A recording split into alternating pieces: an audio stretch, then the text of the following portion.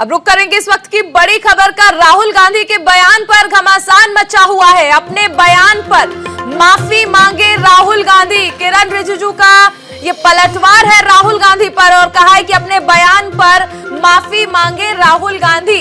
न्यायपालिका और ईसी का अपमान किया है राहुल गांधी ने और इस अपमान के बाद ये बनता है कि वो माफी मांगे।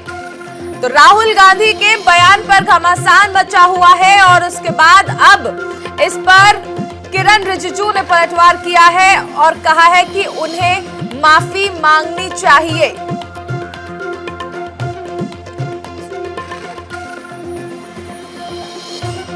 तो इस वक्त की बड़ी खबर, राहुल गांधी के बयान पर घमासान मचा हुआ है, जिसके बाद किरण रिजिजू ने ट्वीट किया और देखिए ये ट्वीट है। राहुल गांधी ने भारत की न्यायपालिका और चुनाव आयोग का अपमान किया है। मैं न केवल भारत के कानून मंत्री के तौर पर बल्कि एक सामान्य नागरिक के तौर पर भी इस बात की निंदा करता हूं। राहुल गांधी को तुरंत न्यायपालिका और चुनाव आयोग से माफी मांगनी चाहिए। राहुल गांधी ने भारत की न्यायपालिका और चुनाव आयोग के बारे में जो कुछ भी कहा। चलिए अब आपको सुनाते हैं कि कल राहुल गांधी ने क्या बयान दिया था जिस पर एक घमासान मचा है। Is playing havoc with this country. And I'll give you examples. The judiciary, the election commission, Pegasus.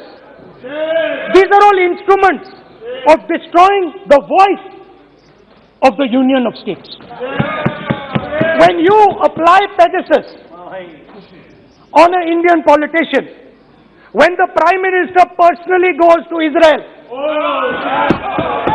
and authorizes the use of Pegasus in India, he is attacking the people of Tamil Nadu, he is attacking the people of Assam, he is attacking the people of Kerala, he is attacking the people of Bengal. We have made huge strategic mistakes in Jammu and Kashmir. We have made huge strategic mistakes in our foreign policy. तो बिल्कुल ऐसे तमाम मुद्दे थे जिन पर राहुल गांधी ने सरकार को घेरा, जिसके बाद उनके बयान पर घमासान मचा हुआ है। और अब नजर डालते हैं इस वक्त की बड़ी खबर पर। गृह मंत्री अमित शाह के आज ताबड़तोड़ कार्यक्रम है। आज बुलंदशहर और गाजियाबाद में रहेंगे गृह मंत्री अमित शाह और यहाँ पर कई सार्वजनिक सभाएं करने वाले हैं। जनसंपर्क भी करेंगे यहाँ पर गृह मंत्री अमित शाह। 11:10 पर जहांगीराबाद में सार्वजनिक सभा करेंगे और वहीं 1 बजे के लगभग दिवाई में सार्वजनिक जनसभा करने वाले हैं। 3:30 बजे लोनी गाजियाबाद में सार्वजनिक सभा करेंगे गृह मंत्री अमित शाह और 4:30 बजे लोनी के गढ़ी कटैया में जनसंपर्क भी करने वाले हैं।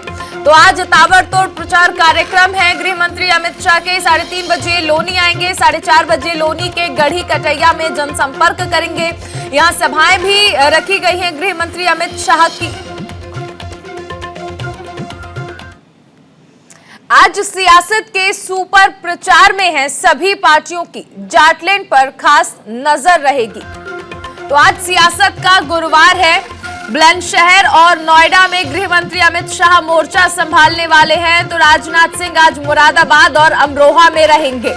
वहीं अखिलेश यादव के कार्यक्रम की अगर बात कर लें तो बुलंदशहर और नोएडा में प्रचार प्रसार करेंगे। बीएसपी सुप्रीमो मायावती की रैली का कार्यक्रम भी रखा गया है, वो भी गाजियाबाद और मेरठ मंडल पहुंचने वाली हैं। तो आज सियासत का गुरुवार है। तमाम राजनीतिक पार्टियां मैदान में उतरी हुई हैं और अपने पार्टी के लिए वोट अपील कर रही हैं।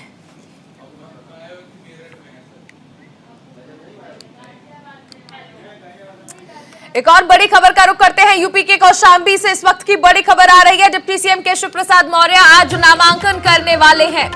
सिराथू से बीजेपी के उम्मीदवार हैं डिप्टी सीएम केशव प्रसाद मौर्य और नामांकन के दौरान बीजेपी अध्यक्ष जेपी नड्डा, धर्मेंद्र प्रधान, अनुप्रिया पटेल मौजूद रहेंगे।